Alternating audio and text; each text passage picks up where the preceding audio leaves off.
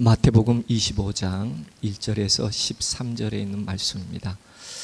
제가 홀수절을, 우리 회중은 짝수절을 교독하도록 하겠습니다. 그때의 천국은 마치 등을 들고 신랑을 맞으러 나간 열 처녀와 같다 하리니 미련한 자들은 등을 가지되 기름을 가지지 아니하고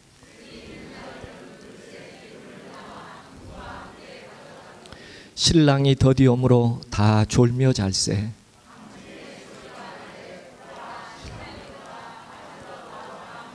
이에 그 처녀들이 다 일어나 등을 준비할세.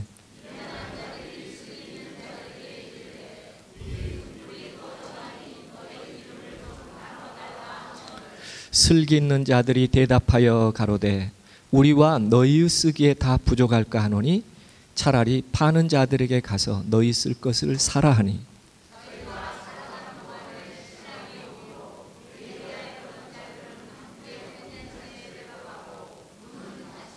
그 후에 남은 처녀들이 와서 가로되 주여 주여 우리에게 열어 주소서.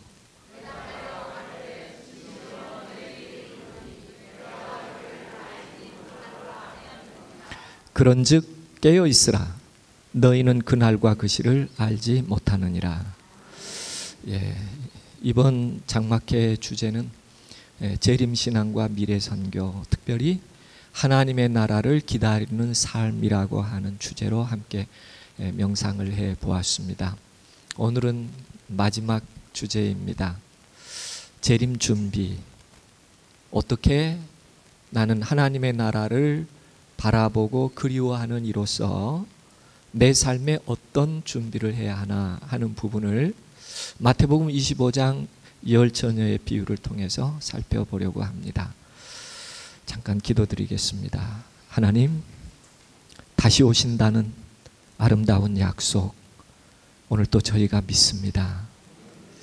지체함이 우리에게 시련이 될지라도 주님께서 저소를 예비하면 다시 와서 너희를 내게로 영접하여 나 있는 곳에 있게 하겠다는 이 신실한 약속을 오늘도 의지합니다.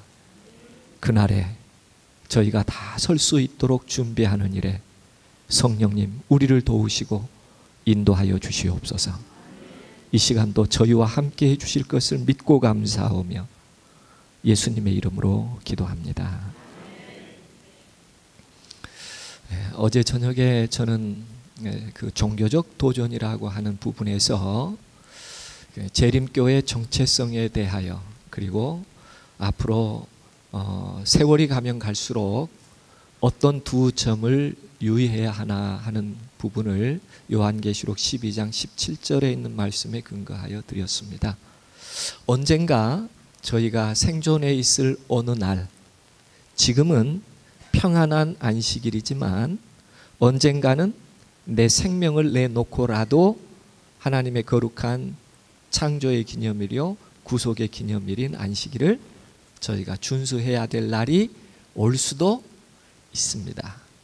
그런 것처럼 언젠가 우리가 재림신앙 가운데 있을 때 예수 그리스도는 나의 구주라고 하는 이 사실 때문에 하나님의 계명과 동일한 입장에서 언젠가는 내 생명을 내놓고라도 예수는 나의 구주입니다 라고 고백해야 될 날도 올 수 있습니다. 그것이 요한계시록 12장 17절에 용이 분노하여 돌아가서 여자의 남은 자손 곧 똑같아요.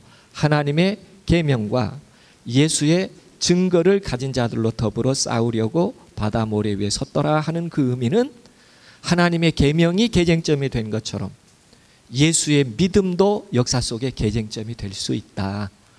그래서 우리는 요한계시록 12장 17절을 보다 더 미래의 포괄적인 하나님의 기별로 우리가 확신할 뿐만 아니라 그 사실을 증거해야 될 사명이 있는 교회로, 그렇게 우리는 부르심을 받았습니다. 아마 세상은 여러 가지의 사회적 혹은 종교적 이유들로 제한하거나 구속할 수 있습니다. 그럼에도 불구하고 하나님의 능력은 언제나 인간의 제도와 인간의 의학보다 훨씬 더 아름답고 강력한 힘으로 그 성도들을 붙들고 이끌어 가실 것이라고 굳게 믿습니다. 이 사실을 우리가 성경에 있는 개념을 정리를 해보면 창세기에서 인간을 창조하실 때 하나님의 형상을 따라라고 할 때는 이미지라는 단어를 사용했고요. 우리의 모양으로 라는 모양은 likenes스라는 단어를 사용했어요. 그러니까 인간은 하나님의 형상으로 지어졌지만 그 본성은 하나님과 같은 본성을 가지고 있었다, 그런 뜻과 같습니다. 우리의 형상을 따라 우리의 모양대로라고 하는 이 두 단어는 하나의 외형뿐만 아니라 우리 본성의 내면도 하늘의 본성으로 지어졌다. 그런데 우리가 이 땅에서 범죄함으로 잃어버린 게 죽을 수밖에 없는 존재가 되었죠. 그렇죠?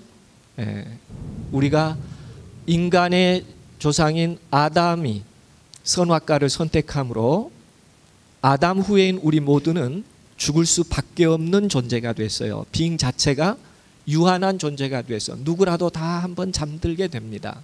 그게 우리의 운명이에요. 두 번째, 인간이 범죄함으로 우리 본성에 나타난 변화는 그런 삶을 살 때라도 악의 성향에 익숙하다는 거예요.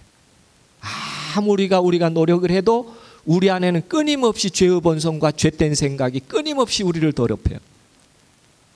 그것이 절망적인 죄된 인간의 모습이에요. 그래서 우리는 존재와 성향 자체가 다 왜곡되어 버렸어요. 이것을 회복하기 위해서 하나님께서 구속을 위한 성소, 생명의 문제와 우리의 본성의 거룩함을 위하여 율법을 허락해 주시고, 이 두 사실은 예수 그리스도의 희생과 예수께서 이 땅에 오셔서 순종을 통하여 이루신 그분의 의를 우리의 의로 옷 입혀주시는 것이죠. 그분의 영원한 생명을 우리에게 주어서 우리 안에 영원한 생명이 있게 한 것처럼 그분의 완전한 순종의 의를 우리에게 그대로 입혀주셔서 우리가 그분의 의로 의로운 사람이 되는 겁니다. 내 의가 아니고요. 그래서 우리는 그리스도의 희생과 하나님의 품성을 우리는 신학적 용어로 기록할 때 구속적 측면이요 모범적 측면이다, 이렇게 대변해서 설명합니다. 그리스도가 이 땅에 오신 두 가지 이유예요. 왜 이 땅에 오셨어요? 우리의 생명을 대속하기 위해서 오셨을 뿐만 아니라 우리의 모본자로서 우리의 삶을 의롭게 살도록 이끌어 가시는 한 모본이 되시기 위해서 이 땅에 오셨죠. 이게 예수께서 이 땅에 오신 중요한 부분이에요. 이것을 우리는 믿음과 순종이라는 두 개념으로 받아들이고 우리 안에 역사하는 힘으로 실행하게 되고, 우리가 구원의 측면에서 볼 때 이것을 칭의라고 하고 성화라고 합니다. 이 두 개념은 성경에 일괄된 개념이에요. 이것을 우리는 요한계시록의 표현에 마지막 선악의 대쟁투의 개쟁점에서는 이 두 표현을 어떻게 대별하여 표현했느냐면 예수의 믿음, 하나님의 계명, 하나님의 계명과 예수의 증거라는 표현으로 대별하여 명료하게 정리를 해 주셨죠. 이것을 하나님께서 유형적인 교회로 정하실 때 그 교회 이름에 지어진 것이 제7일 안식일 예수 재림이라고 하는 똑같은 표현입니다. 하나님의 계명이라고 하는 것을 상징적으로 압축한 게 제7일 안식일이었고, 그 다음에 예수의 믿음이라고 한 것은 예수 그리스도의 재림이라고 하는 그분의 구원, 생명과 부활에 대한 신앙을 받아들이는 것. 그래서 재림은 완전한 완성이에요. 이게 하나님께서 사랑하는 남은 교회의 이름으로 주었는데, 이 이름의 의미는 이 성서적 두 사실을 포함하고 있어요. 하나의 교회 이름이 아니라 신앙 고백이죠. 성서적 신앙 고백이에요. 이것을 우리는 이후에 하늘에 가면 영원한 생명과 영원한 의로 누리게 됩니다. 이게 성경이 우리들에게 약속해 준 우리의 존재예요. 영원한 생명을 누리고 영원한 의를 누리는 것이. 그것을 우리는 의와 진리라는 표현으로 대변해서 사용하고 있죠. 그리고 이것을 한편으로는 사랑이다, 자비와 사랑이다, 하나님의 공의다, 라고 하는 두 개념으로 다시 설명해 볼 수가 있습니다. 그래서 우리의 모든 삶에 요한계시록에는 이것을 이마와 손이라고 표현해요. 우리의 사상과 삶에서 하나님의 인을 받아야 한다. 그것은 어린 양의 인입니다. 짐승의 표가 아니고요. 우리는 이런 사실들이 성경 전체적으로 흘러가고 있는 재림교회가 어떻게 성서적 입장에서 성경 전체의 복음을 영원한 복음으로 함축적으로 가지고 있는가를 잘 설명해 볼 수 있는 요약이라고 말씀드릴 수 있겠습니다. 이와 같은 일들이 다 중요하지만 만약에 우리가 하늘에 이르지 못한다면 이 모든 것이 부족함이 될 수 있어요. 그래서 오늘은 제가 본문에 의하여 다시 한번 하늘을 준비하는 사람들의 모습을 정리해 보도록 하겠습니다. 중요하지 않는 부분은 그냥 넘기겠습니다. 시간이 없으니까요. 오늘 본문은 재림신앙을 어떻게 준비해야 될 것인가 하는 내용 가운데 어리석은 처녀와 슬기로운 처녀로 나누어서 설명합니다. 여러분은 어리석은 처녀예요? 슬기로운 처녀예요? 그렇게 되기를 원하죠. 어떤 날 생각해 보면 나만큼 슬기로운 사람도 없는 거예요. 그럼 또 어떤 날 심각하게 생각해 보면 나만큼 또 어리석은 사람도 없어요. 바보도 없어요. 여러분 혹시 그런가요? 그러니까 만약에 예수님이 열 처녀의 비유를 정의할 때 악한 처녀, 선한 처녀 그러면 구별이 명료해요. 우리는 어떠니까? 적어도 악하지는 않은 것 같으니까. 그런데 이게 알 듯 모를 듯한 표현이 뭐냐면 슬기냐 어리석으냐예요. 이거 내가 잘 구별 안 됩니다. 그죠? 이게 악하다 선하다 그러면 나 그래도 선하지 이렇게 구별이 되는데 이게 성경 본문이 어리석다 슬기롭다 이러니까 아마 이게 어디쯤을 내가 어리석다고 어디쯤을 내가 지혜롭다 이게 참 어려운 거예요. 그래서 예수 그리스도의 재림을 준비하는 것도 쉬운 일은 아닙니다. 그러면 우리가 어떻게 하는 것이 어리석다라고 본문이 말했는가를 보면 내가 어리석은지 지혜 있는지 구별해 볼 수 있을까요? 그렇습니다. 그래서 예수님께서 열 처녀의 비유를 통해서 오시는 신랑을 준비하는 일에 이렇게 하면 어리석다라고 소개를 해요. 그 어리석다라고 하는 첫 번째 안점은 미련한 자들은 등을 가지되 뭘 안 가졌더라? 기름을 안 가졌더라. 야, 이러면 미련하구나. 이렇게 오늘 본문은 미련하다 슬기 있다가 우리 삶의 근거가 아니라 성경 본문에서 미련하다 슬기롭다를 정리하는데 미련한 사람은 뭘 가졌는데? 등은 가졌는데 뭘 안 가졌더라? 기름을 안 가졌더라. 우리는 그렇게 생각해요. 아이고 들러리 가는데 등 가지고 갈 때 기름 조금 가지고 갔겠지. 그러죠. 그런데요, 영어 성경에 보면 이렇게 기록되어 있어요. The foolish ones, 그 어리석은 자들은 took, 취하였습니다.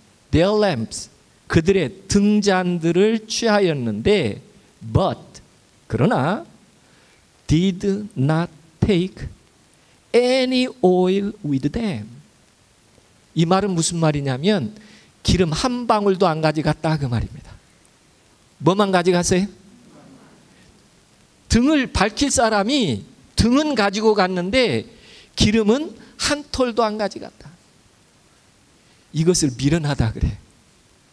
우리는 성경에서 기름이라고 하는 중요성은 꼭 무엇 같으냐면 해외여행 가실 때 집에서 준비하느라고 가방도 준비하고 다 준비하고 여권도 확인하고 탁자 위에다 올려놓고 가지고 가야지 하고 시간 돼 가지고 공항 갔어요. 그런데 다 가지고 갔는데 뭐 안 가지고 갔어요? 그러면 갈 수 있어요 없어요? 준비는 다 잘했다고요. 준비는. 그런데 너무 잘해가지고 가방만 들고 가고 여권 어디다 두고 갔어요? 집에 탁자에다가. 이러면 준비를 아무리 잘했어도 간다 못 간다? 절대 못 간다. 그래서 기름을 준비해야 돼요. 기름은 성령입니다. 기름은 예수 그리스도예요. 우리는 이렇게 기록해 볼 수 있어요. 그냥 넘어가겠습니다.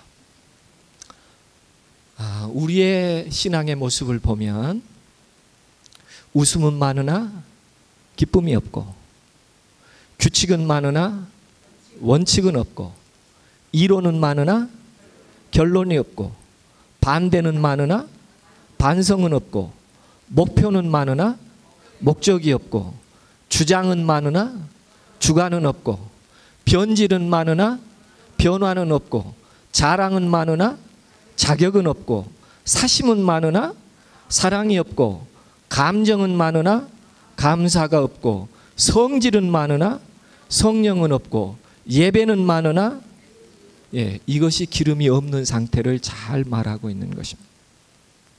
내게 기름이 있는가? 참 중요한 부분이에요. 나는 정말 예수 그분이 철저하게 내 삶 속에 함께 동행하고 있는가? 미련한 자와 슬기 있는 자의 구별점은 내 안에 오늘도 살아계신 주님이 계셔서, 오늘도 내가 산 것이 아니라 내 안에 주님께서 사신 기쁨이 있는가? 첫 번째는 이런 정리를 해볼 필요가 있어요. 예수님이 내 안에 계시면 감각이 변합니다. 예수님이 부활하신 다음에 갈릴리 바닷가에서 제자들을 만나죠. 고기 잡았어요? 못 잡았어요? 그런데 밤새 기다렸다가 뭐라고 한마디 하시죠? 날이 밝아지자 얘들아 고기 있느냐? 그렇게 물었어요. 그랬더니 입만 살아가지고 뭐라 그래요? 없나이다 이렇게 얘기하면 없나이다. 그때 예수님께서 어디 던져보라 그래요? 오른편에 던져보라. 그 말은 예수 편입니다. 주님 계신 편에다가 던져보라는 거예요. 그랬더니 어떻게 잡았어요? 그물이 찢어질 만큼 잡았어요. 그때 사랑받았던 제자라고 하는 그이가 하는 말이 있어요. 어부가 생리적으로 밤새 못 잡다가 그물이 출렁거리는, 그것도 작은 고기는 축에도 못 끼었어요. 왜냐하면 성경에 보니까 큰 물고기가 153마리나 되더라. 그러니까 작은 고기는 축에 들었다 못 들었다. 왜 그랬을까요? 창조주 하나님이 그물을 오른쪽으로 던져 라자가 끝나자마자 갈릴리 바닷가의 물고기는 사령관의 음성을 듣고 힘 있는 고기부터 어디로 막 머리 박차고 들어간 거예요. 생물들은 하나님의 말씀을 그대로 듣습니다. 오른쪽으로 던져라 그랬더니 라자 듣자마자 물고기들이 어떻게 한다고요? 막 그물 속으로. 그렇게 순종해요. 그런데 누구만 순종 안 해요? 사람만 순종 안 해요. 사람만. 그때 놀라운 고백을 하나 해요. 제자가. 누구라고요? 성경이 이렇게 기록했으니까 그렇죠. 요한은 어부 출신입니다. 평생 갈릴리 바닷가에서 어부를 가지고 살았어요. 그런데 저녁 내 못 잡다가 고기를 잡으면 어부가 생리적으로 어떻게 소리치는 것이 맞나요? 고기 안 잡아보셨죠? 잡았다 그래야 됩니다. 아니면 고기다 그렇게 해야 돼요. 밤새 고기 못 잡았잖아요. 새벽에 그물이 막 출렁거리잖아요. 그러면 어부는 생리적으로 뭐라고 소리를 질러야 된다고요? 잡았다 혹은 고기다 그렇게 해야 돼요. 그런데 주님의 사랑받는 제자는 고기가 출렁거리는 걸 보면서 고기를 본 거예요? 주님을 본 거예요? 그게 오늘 우리가 재림을 기다리며 사는 사람들이 다른 것을 보는 것이 아니에요. 고기를 보는 것이 아니라 무언가 변화가 있을 때 그곳에 함께 계신 주님을 보고 주님이시라고 고백할 수 있는 삶. 그게 재림을 준비할 때 우리의 삶이라는 거예요.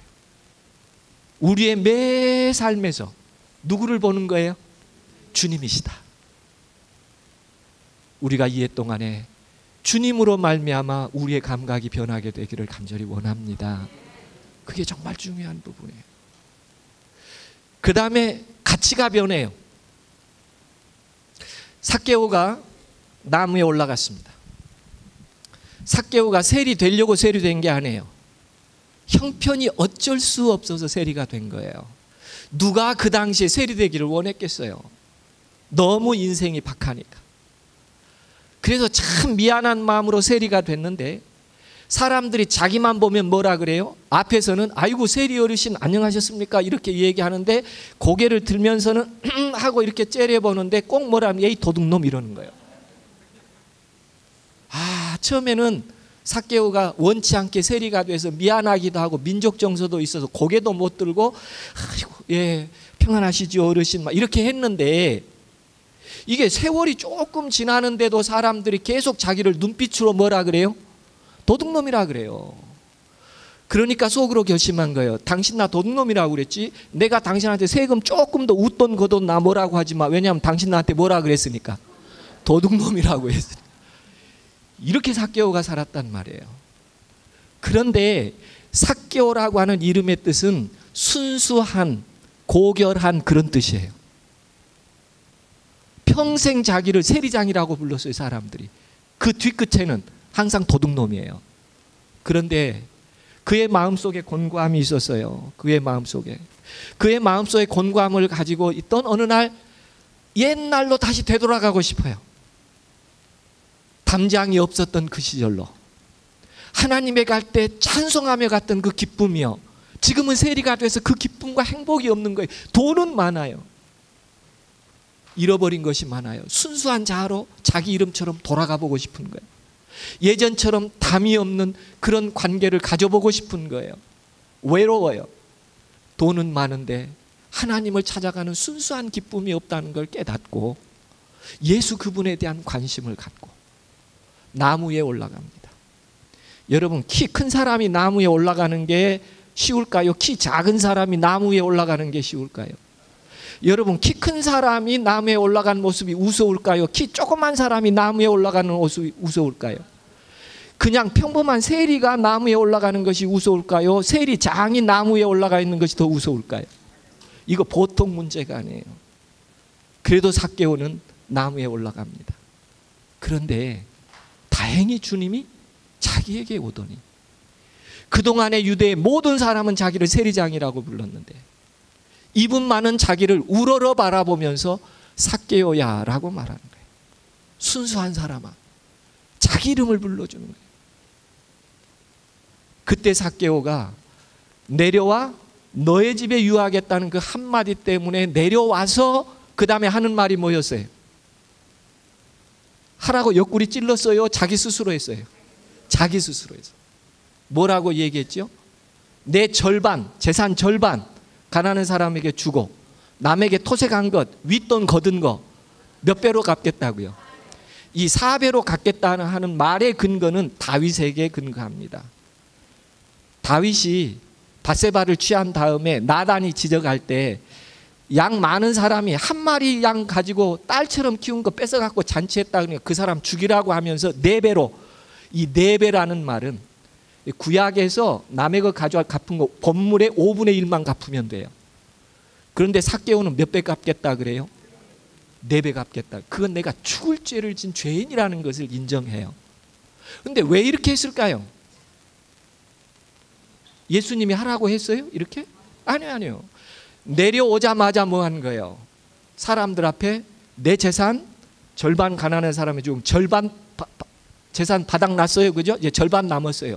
그런데 평생 다니면서 다 뜯었는데 4배로 갚으면 남을 게 있어요, 없어요? 그래도 이렇게 한대요. 왜 그랬을까요? 예수님이 자기를 순수하게 봐준 그 사실이 너무 감사해서 이제 나도 어떻게 살고 싶다는 거예요. 예수님처럼 그렇게 살고 싶다는 자기의 삶의 변화, 자기의 가치의 변화를 고백하고 있는 거예요. 나는 쥐면서 사는 것이 아니라 앞으로 주님처럼 어떻게 하겠다고요? 주님이 계시면 우리의 가치가 변합니다. 그래서 제가 생각해 봤어요. 앞으로 교회 짓지 말고 뽕나무 짓고 나쁜 사람 계속 뽕나무 위로 올리자. 뽕나무에서만 내려오면 사람 변한다는 말이에요. 중요한 것은 예수님께서 그를 믿어주신 거예요. 그의 진실을 이해해 주신 거예요. 그래서 그는 이제는 나도 나를 의롭게 봐주셨으니 나도 의롭게 살고 싶다는 그의 본성이 이런 고백을 하고 그렇게 살았을까요? 4배 갚아주러 갈 때 주머니에 계속 계산하면서 요거 3분의 1만 줄까 반만 줄까 이렇게 계산하고 갔을까요? 4배 주는 것이 기뻐가지고 막 웃으며 갔을까요? 그런 행복으로 사시는 재림성도가 되어야 합니다. 그게 첫 번째 기름이라고 하는 것이 그리스도로 말미암아 불이 밝혀질 수 있는 그 그리스도의 본성이 우리 내면에 있는 재림성도가 되기를 간절히 원합니다. 그분이 계시는가? 이 질문이 제일로 중요합니다. 두 번째 미련한 자의 특성을 본문에서 보면 5절과 6절에 이렇게 기록합니다. 신랑이 더디옴으로 다 졸며 잘새 밤중에 소리가 나되 보라 신랑이로다 맞으러 나오라 하매. 이 밤중이라는 게 몇 시쯤일까요? 밤중이라는 게 9시 정도 됐을까요? 11시 정도 됐을까요? 영어 성경에 보니까 at midnight이라고 그랬어요. 자정입니다. 와, 그런데요, 이렇게 자정이 될 때에 한밤중이잖아요. 자정이면 at midnight이니까요. 그런데 여기 등을 준비합니다. 우리 성경에는 그 처녀들이 다 일어나 등을 준비할세라고 했는데 영어 성경에는 이 준비할세가 트림드예요. 이 트림드라는 말은 뭐냐면 우리 어르신들 예전에 호롱불 켰잖아요. 호롱불 킬 때 불이 흐려지면 어떻게 하셨나요? 예, 그 심지를 털고 심지를 뽑아 올리면 불이 더 밝게 비춰지죠. 이걸 트림드라 그래요. 손질하다, 털다. 그것을 우리 성경에는 준비할세라고 했는데 왜 이것을 미련한 자의 두 번째 특성이라고 말할 수 있는가? 여러분, 언제 이렇게 한번 해봤으면 좋을까요? 언제? 들러리 되라고 부를 때 들러리를 청한 다음에 그 친구 결혼하구나, 내가 들러리 해줘야지 하고 준비할 때 한 처녀는 다운타운으로 가요. 드레스부터 고릅니다. 긴 팔도 고르고 짧은 팔도 고르고 라운드도 해보고 칼라도 해보고 그 다음 날부터 등잔집에 가요. 그래서 구리 등잔도 들어보고 유리 등잔도 들어보고 할 수만 있으면 신부보다 내가 더 예쁘다고 생각해요. 그런데 그날은 누구만 예쁘면 돼요?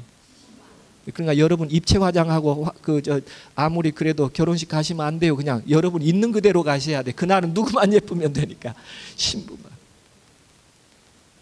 그런데 이 들러리 하는 어리석은 처녀들은 자기를 가꾸는 데만 신경을 쓰고 어떻게 한 거예요?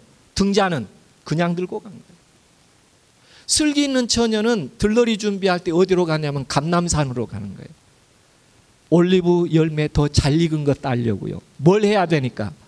등을 밝혀줘야 되니까.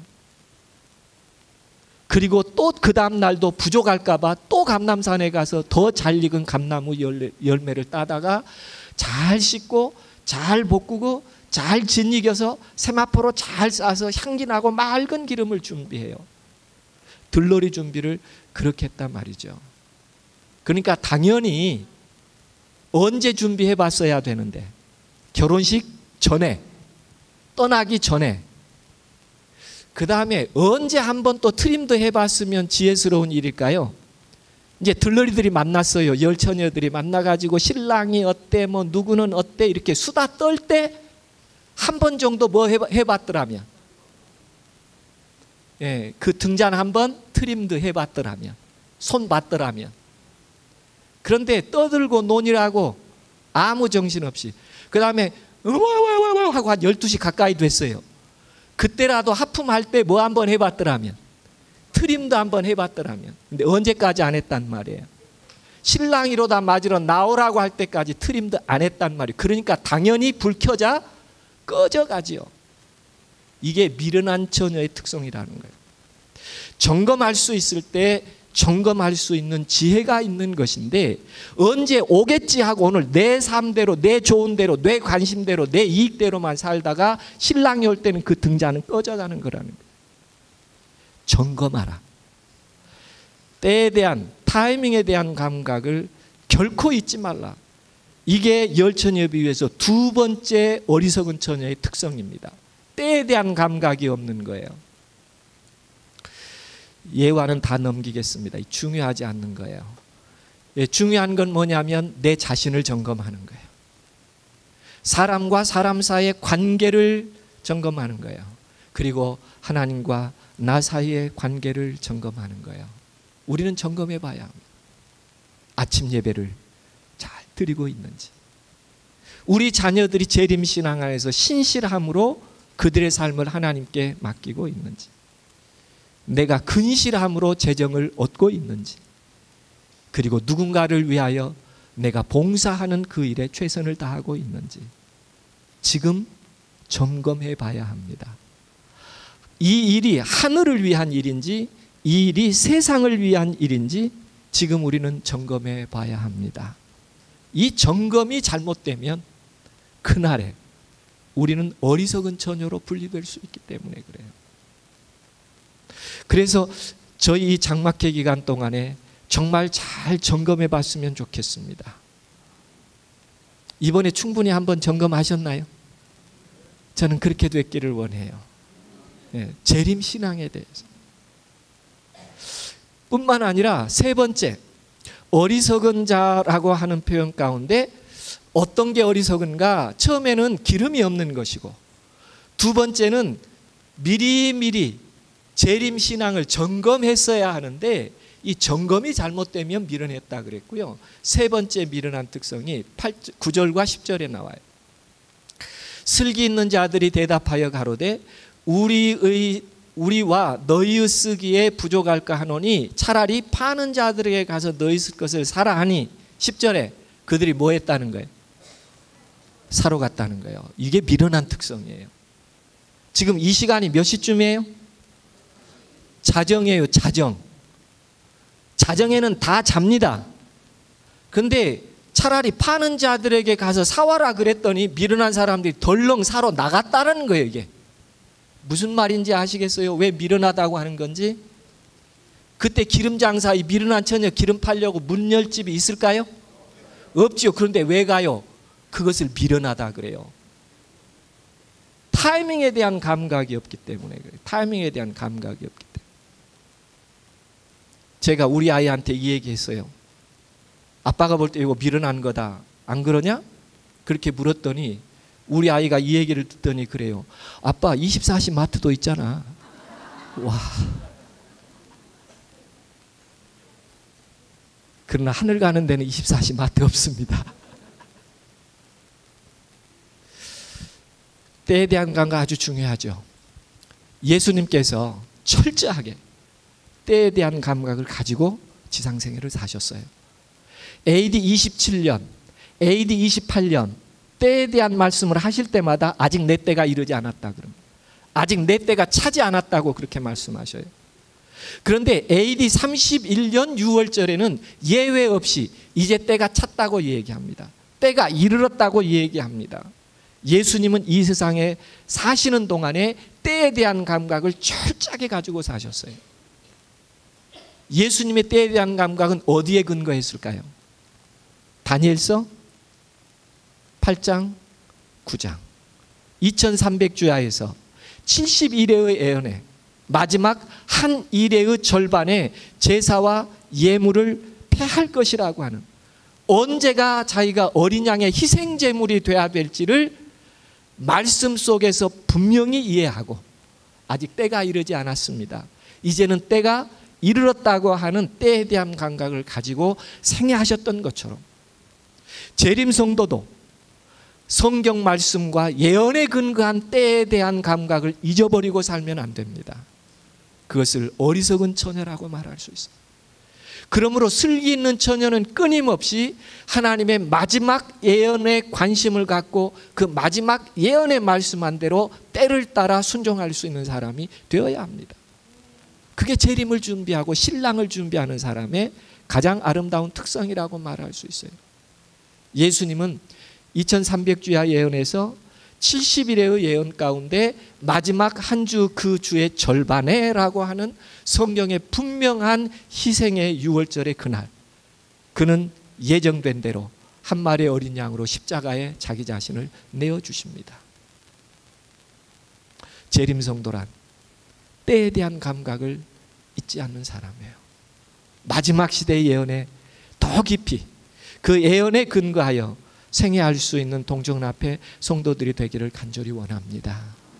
그래서 예수께서 다 이루었다라고 하실 때에는 첫 번째는 아담에게 했던 언젠가 때가 되면 내가 너희를 위하여 내 생명을 주어 영원한 생명으로 에덴에 올 것이라는 그 약속을 다 이루었다는 거예요. 예수님께서 다 이루었다고 하는 것은 구약의 많은 선지자들이 메시아에 대한 예언을 해 주셨어요. 어린 양에 대하여 그 구속을 이루었다는 거예요. 그리고 마지막으로 다 이루었다는 것은 우리를 어디에 가기 위한, 하늘의 인도에 가기 위한 그 구속을 다 이루었다고 온 우주 앞에 선언하신 것입니다. 우리도 이 세상 사는 동안에 때에 대한 분별력을 가지면 좋겠어요. 그런데 여기서 슬기 있는 처녀와 미련한 처녀의 얘기 가운데 보면 9절에 이렇게 기록되어 있어요. 슬기 있는 자들이 대답하여 가로되 우리와 너희의 쓰기에 다 부족할까 하노니 차라리 파는 자들에게 가서 너희 쓸 것을 사라 하니. 이 표현을 보면 지혜 있는 처녀들은 지혜는 있는데 조금 품성에 문제가 있지 않나요? 예? 나눠 쓰자고 하니까 줘요, 안 줘요? 그러니까 지혜는 있는데 뭔 없어요? 품성은 별로 안 좋은 것 같아요. 아니, 성경이 기록할 때 지혜 있는 처녀들이 여유 있는 여분의 병을 서로 나눠가지고 같이 갔더라 이러면 얼마나 좋아요. 그런데 9절에 보니까 지혜는 있는데 뭐가 잘못됐어요? 너무 인색해요. 여러분 같으면 나눠줄게요, 안 나눠줄게요? 그런데요, 우리가 본문을 다시 주의해서 읽어보면 왜 슬기로운 처녀가 이렇게 표현할 수밖에 없었는가에 대한 이해를 하게 돼요. 여기 성경 표현 그대로 읽어보면 오히려 우리와 너희의 쓰기에 다 부족할까 하노니. 왜 10명의 들러리가 필요했냐면요, 유대 결혼식은 신랑이 신부 집으로 와요. 밤에 결혼식을 합니다. 왜 밤에 결혼식을 했을까요? 왜 유대 사회는 밤에 결혼식을 해요? 왜? 날이 저녁이 되며 아침이 되니 첫째 날이라. 그러니까 그 하루의 시작은 언제 시작해요? 저녁에 시작해요. 그게 유대인의 생각이에요. 하루의 시작이 언제 된다? 일몰로부터. 그러니까 제일로 좋은 시간에 하려니까 언제 하는 거예요? 저녁에 하는 거예요. 그러니까 신랑이 신부 집으로 가서 신부를 데리고 신랑 집으로 간 다음에 신랑 집에서 혼인잔치를 해요. 그러니까 신랑이 자정에 왔어요. 왜 10명의 들러리가 필요하냐면 그 밤에 신부가 단장하고 하객들과 더불어 신랑 집으로 갈 때에 뭐가 필요하니까 양쪽에 등불을 밝혀서 신부가 넘어지지 않게 도와야 되잖아요. 그래서 10명이라는 처녀가 필요한 거예요. 그냥 10명이 필요한 게 아니고 뭘 밝혀야 되니까. 그런데 슬기 있는 처녀의 생각은 뭐냐면 타이밍에 대한 감각을 가지고 있었다는 거예요. 나눠줄 수 있어요. 그런데 나눠줬더니 나도 떨어지고 너희도 떨어져 중간 가다 불 다 꺼지면 우리 친구 결혼식 어떻게 하냐 그 말이에요. 이해되세요? 인색한 게 아니라 무엇에 대한 감각이 있다고요? 신랑 집까지 함께 가야 할 사명을 등으로 부족하면 도중에 가다가 나눠줬는데 다 밀어난 사람이 된다 그 말이에요. 그러니까 우리라도 가지고 갈 테니까 너희들은 어떻게 해라? 사가지고라도 와라. 무엇에 대한 감각이 있는 거예요? 단순하게 등을 켜는 것이 문제가 아니라 이 하객을 데리고 신부와 함께 어디까지 갈 때까지 신랑 집에 가서 내 친구가 결혼할 때까지라는 타이밍에 대한 감각이 있었기 때문에 줄 수가 없었다는 거예요.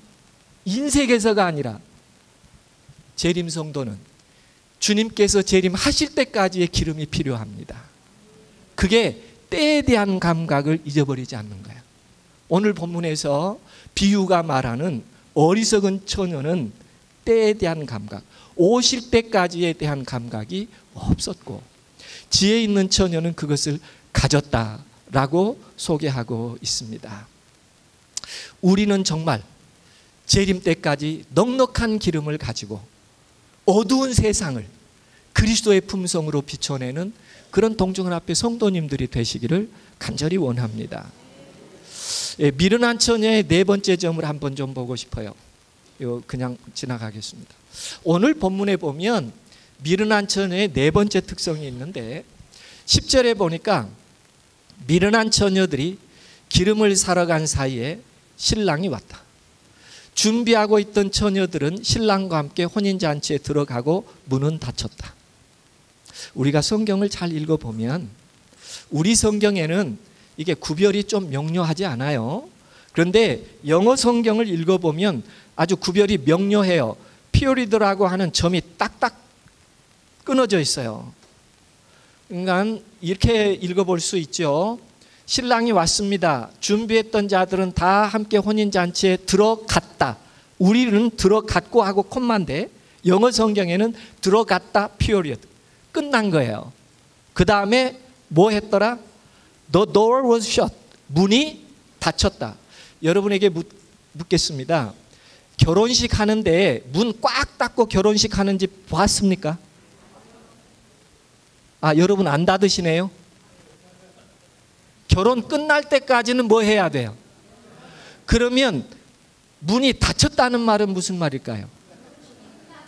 예, 끝나고 하객들 다 가고 문을 닫았다. 이해되시나요? 제가 지금 좀 설명드리려고 한 건요. 여기 문이 닫혔어요. 문 닫아놓고 결혼식 할 사람은 없으니까. 그러면 여러분 경험에 결혼식 끝나고 하객들 다 가고 나면 그 다음에 어떤 시간이 나요? 신랑과 신부에게는. 예? 혼인의 달콤한 첫날 밤으로 들어가게 되지요. 그런데 막 이렇게 해가지고 봉창 뚫었다면서요. 중요한 건 이거예요. 이제 두 사람은 문이 닫혔어요. 이제 조용히 두 사람만의 시간으로 들어가고 있어요. 그런데 성경에 보니까 그렇게 조용한 시간에 들어갔더니 그때 와서 뭐 하더라? 나왔다고 문을 두들고 문 열어라 그러더라. 신부가 생각할 때 기뻤을까요? 지금 힘들었을까요? 하필 이 시간에 와서 문 열으라고 문 두드리니까 아마 신부가 틀림없이 그랬을 것 같아요. 조금 친하지는 않는데 왔네 이렇게 얘기했을 것 같아요. 그러니까 밖에 나가서 말한 사람은 신부예요, 신랑이에요? 누가 잘 모른다고 한 사람은 누구예요? 신랑이에요, 신랑. 이 말은 미련한 처녀의 특성을 뭐냐면 신부를 기쁘게 했는가 하는 거예요. 지금 이 장면에서는 이 들러리하는 어리석은 처녀는 신부를 기쁘게 했어요, 부담을 줬어요? 올 때 왔어야 되는데 안 올 때 와가지고 이런 친구들하고 친구했던 거야? 이렇게 질문할 뻔하잖아요, 그죠? 어떻든 신부가 적극적이지는 않았을 거예요. 그럼 적극적이면 자기가 갔지요. 부끄러우니까 남편 나갔잖아요, 신랑이. 가서 뭐라 그래, 신랑이. 내 모른다 그래요. 여러분, 마지막 시대의 교회는 누구를 대표하나요? 신부를 대표해요. 재림 성도는 교회를 부끄럽게 하지 말라는 거예요. 굉장히 중요한 열처녀의 비유 가운데 영적인 교훈이에요. 우리는 신랑과 교회를 기쁘게 하는 사람인가? 우리의 어리석음으로 부담이나 부끄러움을 줘서는 안 된다. 재림의 날까지 오직 신랑과 신부된 교회에 대하여 그 교회가 기쁘도록 봉사하는 것이 재림 성도의 본성이에요. 하나님의 나라를 기다릴 때까지. 요한계시록 17장과 요한계시록 12장 두 처녀에 대한 아름다운 얘기를 기록하고 있어요. 우리는 예언의 말씀에 따라 우리가 사는 이 세상에서 보다 더 아름다운 준비를 해가며 예수 그리스도의 재림을 맞이할 수 있게 되기를 간절히 원합니다. 동중한 앞에서 우리 성도들 때문에 예수님이 기뻐하고 신부 되신 교회가 지역사회에 더 아름답게 꾸며지고 빛날 수 있는 그런 재림을 준비하는 재림 성도가 되시기를 간절히 바라면서 말씀을 줄이겠습니다.